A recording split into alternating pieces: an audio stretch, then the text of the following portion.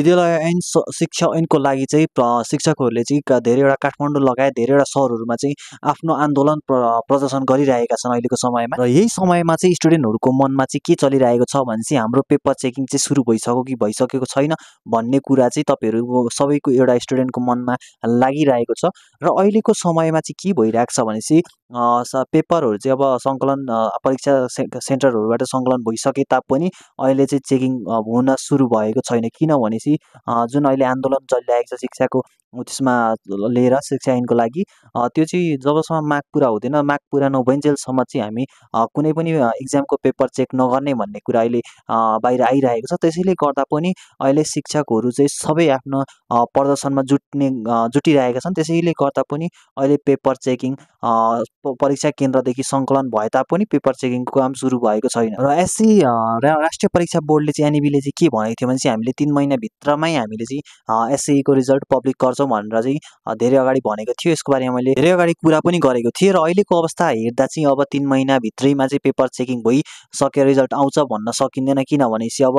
जबसम्म हाम्रो माग पुरा हुँदैन तबसम्म हामी यो कामलाई अगाडि बढाउँदैनौँ भनेर शिक्षकहरूको माग पनि रहेको छ यसमा। र त्यसैले गर्दा पनि अब जबसम्म आन्दोलन जुन हिसाबबाट आन्दोलन अहिले चलिरहेको छ, अब माग कहिले पुरा हुन्छ भन्ने कुरा त टुङ्गो छैन। त्यसैले गर्दा पनि अब जबसम्म माग पुरा हुँदैन तबसम्म पेपर चेकिङको कामहरू र अन्य थुप्रै अरू कामहरू पनि सुरु हुँदैन। र 12को पेपर इक्जाम त अब हुन्छ, तर पेपर चेकिङमा त्यसमा पनि डिले हुनसक्छ। र यसमा तपाईँहरूको अलिकति डिले भइहाले पनि खासै ठुलो चिन्ता लिइरहनु पर्ने विषय बनेको छैन। किनभनेपछि तपाईँहरूले चाहिँ अब इक्जाम दिएर चाहिँ एकदम 1 सालभरि मिहिनेत गरेर ट्युसन क्लासेस कोचिङ पढेर चाहिँ इक्जाम दिनुभएको छ मिहिनेतले भने चाहिँ तपाईँ अवश्य पनि राम्रो ग्रेड लिएर पास गर्नुहुनेछ।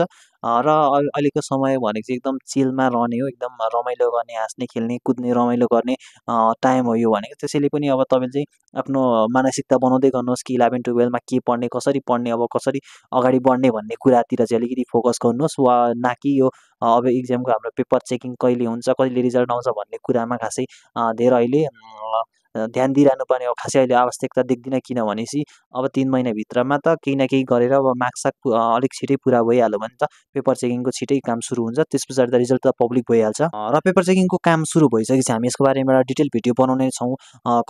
कहिलेसम्ममा रिजल्ट आउने अवस्था छ भन्ने को हिसाबले चाहिँ। र त्यसैले आजको लागि चाहिँ यति नै। यस्तै भिडियोको लागि भिडियोलाई लाइक र च्यानललाई सब्सक्राइब गर्न नभुल्नुहोला। किनभनेपछि हाम्रो च्यानलको रिच चाहिँ अहिले एकदम डाउन भइरहेको छ। त्यसैले पनि एक लाइक र एक कमेन्ट र च्यानललाई सब्सक्राइब चाहिँ गरिदिनु होला प्लिज प्लिज प्लिज।